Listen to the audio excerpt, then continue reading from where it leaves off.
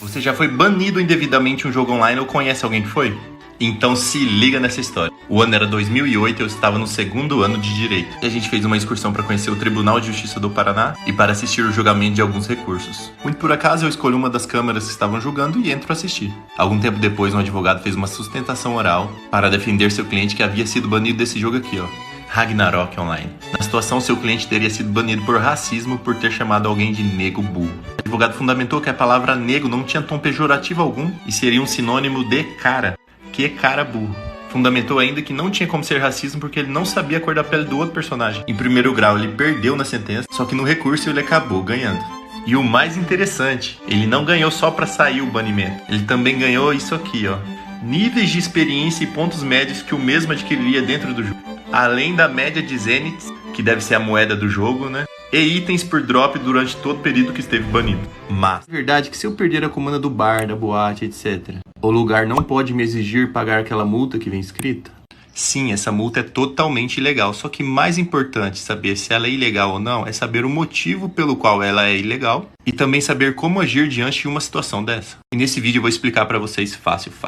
Primeira coisa, por que ela é ilegal? Ela é ilegal porque a responsabilidade do controle do consumo é do estabelecimento e não pode ser transferida para o consumidor. Então um bar, por exemplo, pode utilizar essa comanda, mas para controle do consumo do próprio consumidor e não do bar. Essa é considerada uma prática abusiva, pois exige do consumidor vantagem manifestamente excessiva. Ah, mas o dono não quer saber disso, o que eu faço? Você tem duas opções. Dá um jeito de calcular e paga somente aquilo que você consumiu. Ou você pega esse comprovante e faz ele discriminar no recibo o valor dessa multa.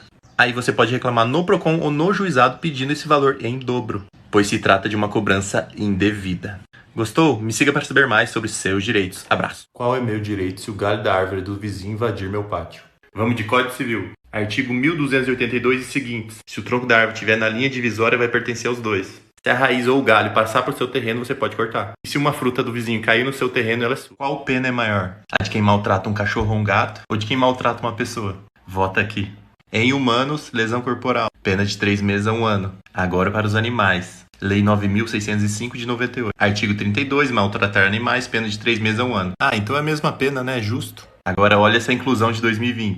Quando se tratar de cão ou gato, a pena para as condutas descritas no caput deste artigo será de reclusão de 2 a 5 anos, multa e proibição da guarda. E a pena ainda é aumentada de 1/6 a 1/3 se ocorre a morte do animal. O que acontece se a polícia me pega com meu pai ensinando a dirigir? Vamos novamente de Código de Trânsito Brasileiro. Tanto quem entrega a direção do quanto quem permite que a pessoa dirija sem carteira sofre as mesmas penas que do artigo 62, que considera a infração gravíssima da multa e retenção do veículo até a apresentação do condutor habilitado. Dependendo da situação ainda, ambas as partes praticam crime. Artigo 309 também do Código de Trânsito. Dirigir veículo automotor em via pública sem a devida permissão para dirigir ou habilitação ou ainda se cassado o direito de dirigir, gerando perigo de dano. Pena de 6 meses a 1 ano ou multa. Então se você for maior de idade e dirigir sem carteira gerando perigo de dano, pode se enquadrar aqui no artigo 309. Se você for menor de idade, você não pratica crime, você comete ato infracional e estará sujeito a uma dessas medidas do artigo 112 do Estatuto da Criança e do Adolescente. Já seu pai vai se enquadrar no artigo 310 do Código de Trânsito Brasileiro, que também tem pena de 6 meses a 1 ano ou multa. Lembrando que nesse caso não há necessidade de perigo de dano, conforme até simulado pelo STJ na súmula 575. Então tomem muito cuidado antes de dar direção para o filho. Posso passar numa blitz descalço? Vamos de Código de Trânsito Brasileiro. Artigo 252. Dirigir veículo. Inciso 4. Usando calçado que não se firme nos pés ou que comprometa a utilização dos pedais. Ou seja, descalço pode. O que não pode é um calçado inadequado. Fala do caso do fazendeiro e do playboy. O playboy diz que vai processar ele e pergunta o que pode acontecer. Bom, vamos falar aqui só sobre xingamentos e na esfera criminal primeiro. Quem xinga alguém se enquadra aqui, ó, crime de injúria. A pena é de até 6 meses, só que o juiz pode deixar de aplicar a pena nesses dois casos. Quando você provoca esse xingamento ou quando você xinga de volta. Já na esfera civil, que pede indenizações por danos morais, por exemplo, você vai ter que comprovar o dano sofrido. Então a parte vai ter que provar o prejuízo e o dano sofrido com esse xingamento. E no tocante da indenização, o juiz leva em consideração basicamente 3 fatores. Quanto maior o dano, maior a indenização. Quanto mais rico for o ofensor, maior a indenização. Quanto mais rico for o ofendido, também é maior a indenização. Isso porque R$1.000 para um pobre é muito e para um milionário é nada. Então o valor tem que ser autossuficiente para compensar o dano sofrido. Pode haver pedidos ainda para o juiz para que apague e não publique mais vídeos ofensivos sob pena de multa. Até agora eu não sei se essa treta é real ou se eles estão só fazendo uma ótima jogada de marketing aqui no TikTok. Comenta aí o que vocês acham dessa treta. Namorar alguém que tem 21 anos e a pessoa 17 é errado? A resposta acho que a maioria de vocês já sabem, né? Só que talvez o que muitos de vocês não sabem é a implicação que isso dá para os pais. Artigo 217-A do Código Penal. Ter conjunção carnal ou praticar outro ato libidinoso com menor de 14 anos. Pena de 8 a 15 anos. Ou seja, se uma pessoa de 18 anos namorar uma pessoa de 14 anos, não haverá problema algum criminalmente falando. Agora, se a pessoa tiver 13 anos, mesmo que ela diga que queria, que consentiu com o ato, ainda assim vai ser considerado estupro de vulnerável. Ah tá, mas que é proibido menor de 14 já sabia. E os pais? Pois é, os pais que permitem que seus filhos menores de 14 anos tenham relações sexuais podem se enquadrar em estupro de vulnerável por omissão. O artigo 13 do Código Penal diz que o crime é imputável a quem deu causa e considera-se causa a ação ou omissão. Parágrafo 2º. A omissão é penalmente relevante quando o omitente devia e podia agir para evitar o resultado. O dever de agir incumbe a quem? A linha A. Tenha por lei a obrigação de cuidado, proteção ou vigilância. E é aqui que entram os pais. Com quantos anos pode ir para o motel?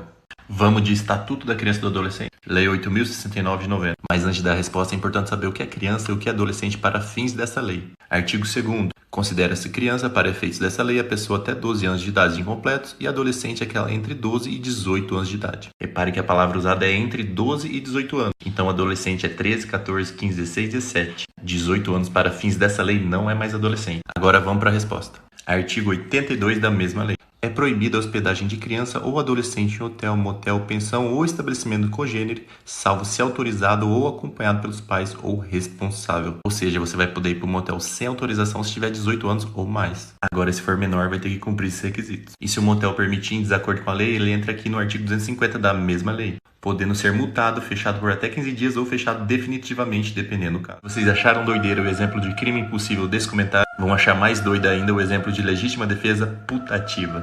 Você está sendo constantemente ameaçado de morte por uma pessoa. E todo mundo sabe que essa pessoa é muito perigosa. Aí você, com medo, começa a andar armado. Aí, por acaso, você encontra com essa pessoa na rua e ela pega uma arma do bolso para atirar em você, só que você atira primeiro e mata ela. Só que, na verdade, ela não estava armada. Ela tirou um lenço do bolso. E agora eu te pergunto, qual a pena que você vai sofrer nesse caso? E a gente responde essa questão com o artigo 20, parágrafo 1º do Código Penal. É isento de pena quem, por erro plenamente justificado pelas circunstâncias, supõe situação de fato que, se existisse, tornaria ação legítima. Por erro, matou a pessoa por conta de um erro. Plenamente justificado pelas circunstâncias, estava sendo ameaçado de morte e a pessoa era perigosa. Supõe situação de fato que, se existisse, tornaria ação legítima. Achou que a pessoa estava tirando uma arma do bolso e iria matá-la. E ela acabou revidando em legítima defesa. E se você não sabe o que é legítima defesa, volta 2 vídeos que lá. O que seria crime impossível?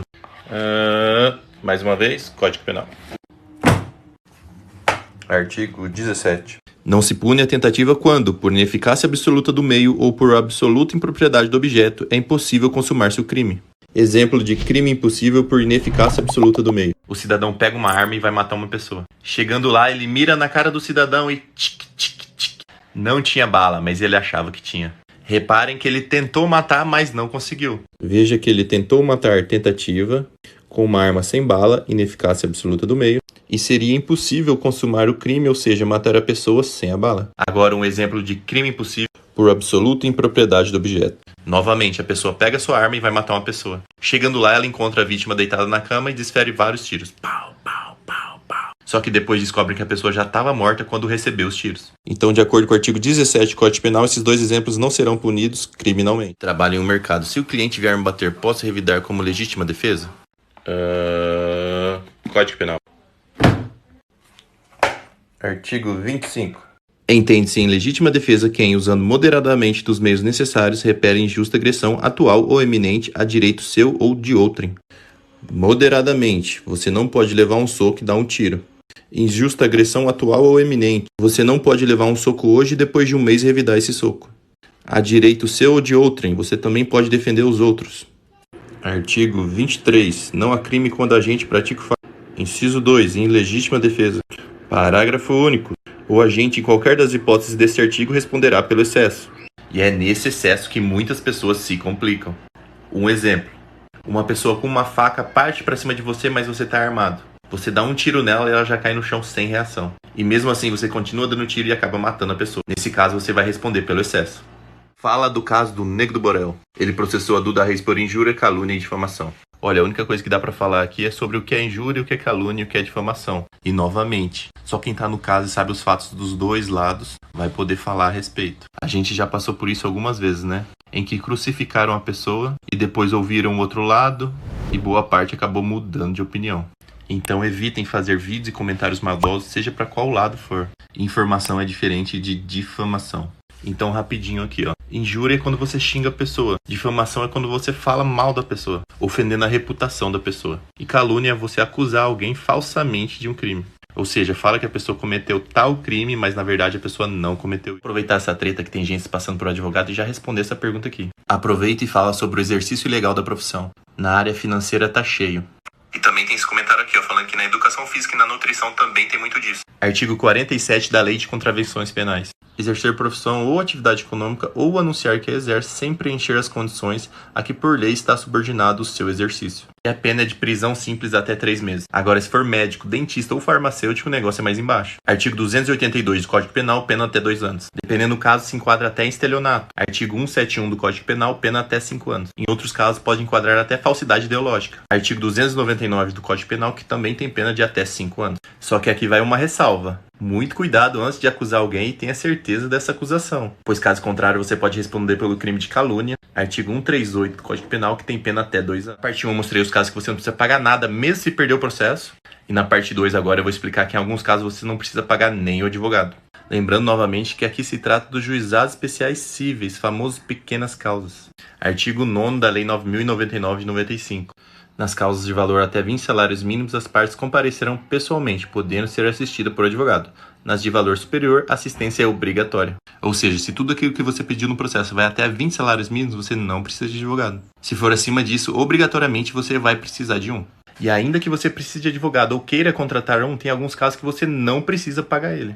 São aqueles casos que o advogado cobra um percentual sobre o êxito da ação. Então ele vai cobrar uma porcentagem sobre tudo aquilo que você ganhou no processo. Então se você perdeu o processo, consequentemente não ganhou nada e também não precisa pagar nada para o advogado. Tendo em vista que aquela porcentagem vai incidir sobre zero. E alguma parte de nada é nada. É claro que cada advogado tem o seu tipo de contrato, mas muitos advogados fazem do jeito que eu falei. Quais são as leis sobre ultrapassar o sinal vermelho depois da meia-noite? Então, na verdade, o Código de Trânsito Brasileiro não traz nenhuma exceção para que você possa ultrapassar o sinal vermelho. Mas algumas cidades deixam de aplicar essa penalidade em razão da segurança. Isso com base no artigo 24 do Código de Trânsito Brasileiro. Então você vai ter que pesquisar se na sua cidade existe alguma lei assim. Algumas cidades não têm essa lei, mas elas colocam um sinal amarelo piscando nos horários de risco. Nesses casos, o motorista pode avançar o sinal, mas com muita atenção e prudência. Agora, se você sofreu alguma tentativa de roubo e furou o sinal, entre com recurso e solicite a imagem das câmeras. Apesar do tema ser bem controverso, no Rio de Janeiro tem algumas decisões favoráveis, também para casos em que a pessoa está acima da velocidade permitida em locais perigosos. Isso também com base na Lei 4.892 de 2008 da cidade do Rio de Janeiro. Mais precisamente seu artigo 1º, que diz que o radar não poderá funcionar após as 22 horas em áreas de risco. Deixe aqui nos comentários se na sua cidade tem essa lei que pode avançar o sinal vermelho em horários de risco. Assim você vai estar ajudando muita gente. Obrigado.